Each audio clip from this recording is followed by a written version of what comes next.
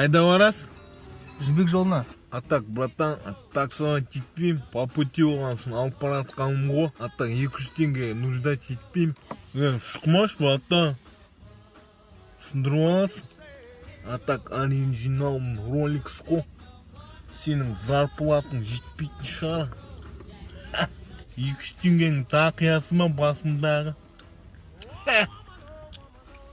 Братан, бір айдан осы күнге дейін еңбек етіп BMW сатып алдым.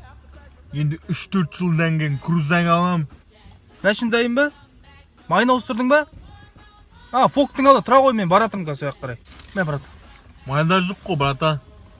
Мәшін освежить аларсың. Такая life.